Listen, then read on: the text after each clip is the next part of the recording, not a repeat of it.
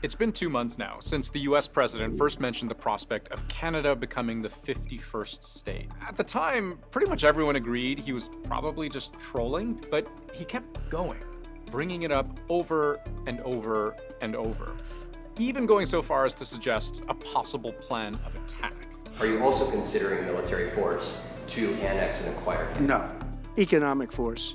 Then Canada's Prime Minister weighed in at a meeting with business leaders in Toronto. Justin Trudeau's remarks in the closed-door session of the meeting were picked up on a live microphone, suggesting that Donald Trump's frequent comments about Canada becoming the 51st state are not meant in jest. Fox News then asked Trump about Trudeau's comments directly. You know, the Prime Minister said this weekend to a group of Canadian businessmen, he was at a private meeting, he said that your wish for Canada to be the 51st state is a, quote, real thing.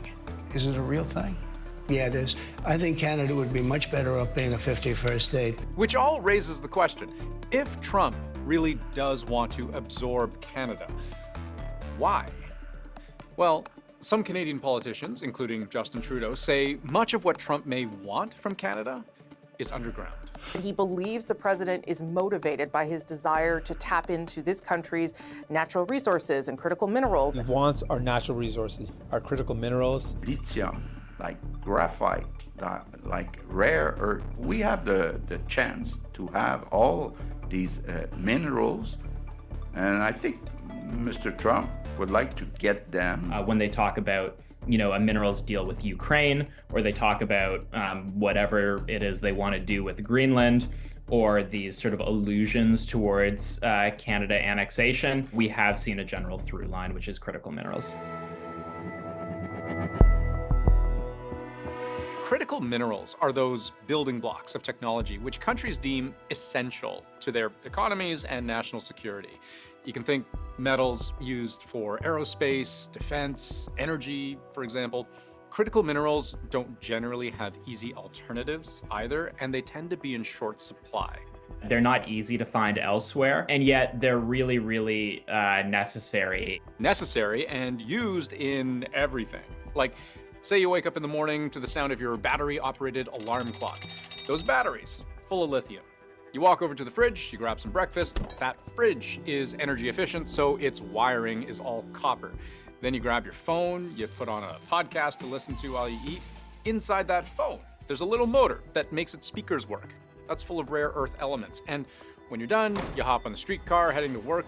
The massive battery that gives it power has lithium, nickel, and cobalt inside.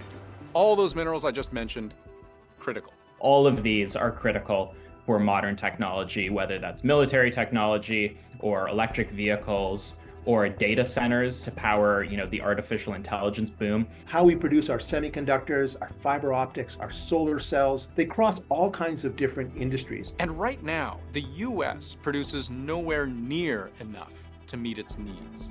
It imports about 80% of its critical minerals from other countries, and the majority of that comes from one specific country. For every single one of the minerals we're talking about, China has a dominating position over the entire supply chain. So even though the US is, considers China a big global adversary, they still have to rely on them for, a lot of these critical minerals: nickel, copper, cobalt, lithium, so on and so forth. So we see concentration is very high, very problematic. It gives one country outsized leverage in controlling the supply chain. And China uses this leverage. In response to US tariffs, they banned and restricted exports of certain critical minerals to the US. There are already strong signals being sent across the Pacific Ocean that point to the potential for geopolitical risk that is forming. And what worries the United States is that there's nothing stopping China from escalating even further, from unilaterally cutting off all of its supply to certain countries. And that's something they have done in the past. In 2010, for example, China completely cut Japan off, banning the shipment of critical minerals. Things did go back to normal a few months later, but it was enough to throw much of the Western world into a panic. It's really meant as a warning shot. It basically demonstrates strengths at this point that yes, we control the supply chain, yes, we can use it, and yes, we will use it if it's in our interest. And so that is a message that has been understood ever since. Well, look at our cars a little while back when there was a geopolitical issue and we could not get semiconductors onto this continent. Wait a minute.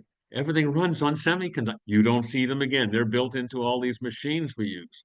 So is there a risk? Absolutely. And so this begins to explain why the US is considering its options and why Donald Trump could look north. According to Natural Resources Canada, this country has access to 34 different types of critical minerals. And critical mineral mines, smelters, and refineries are located in every single Canadian province and territory. Canada is quite fortunate. Canada has been the miners and metallurgists of the world for decades. But there's a smaller set of minerals the government lists as particularly important, necessary for what they call priority supply chains. We're talking about lithium, graphite, nickel, cobalt, copper, and rare earths. Right now, Canada produces significantly more of all of these minerals than the US does. For example, Canada is currently one of the biggest suppliers of nickel to the US, which is used in nuclear reactors, hydrogen fuel cells, semiconductors, and anything in the aerospace industry that needs to survive at very high temperatures. Canada also supplies a growing amount of cobalt, which in radioactive form is used in many modern technologies, including cancer treatments. There's copper, which is the most efficient way to wire pretty much anything, and much of the lithium Tesla uses for its EV batteries. They come from this mine in Quebec. Canada does have materials that are not so easy to come by in the United States. And I could keep going. Canada is also the global leader in the production of potash, a critical mineral used in the production of fertilizer, with Saskatchewan responsible for more than 30% of the world's supply and more than 80% of the US's. Now, to be clear, Canada and China don't compare. China produces much more of what the US needs, and it's not even close. But Canada has potential. On the very simple pretense that we are a lot bigger than the US. There is more area to access minerals. We have a lot of everything, and it is actually quite literally spread coast to coast to coast. The opportunity for Canada is how do we extract it? How do we process it efficiently and effectively? And I'll give you an example of one of these opportunities. Tungsten. It's rare, it's dense, it's incredibly tough. You can turn it into bomb casings and warheads strong enough to smash through a tank. You can make body armor, guns out of it. Right now, more than 80% of the world's tungsten is produced and processed in China. But China has stopped shipping it to the US. Canada, though, this part of Canada's north is considered one of the largest tungsten deposits in the world, and work is underway right now to access it, thanks to a huge chunk of money from the US government. If you look at production in terms of providing access to these minerals to our friends and allies, we could be a very important player. So, does the US want Canada's critical minerals? Absolutely. The question is, how far is Trump willing to go to obtain them, especially in a world where he may have fewer and fewer alternatives?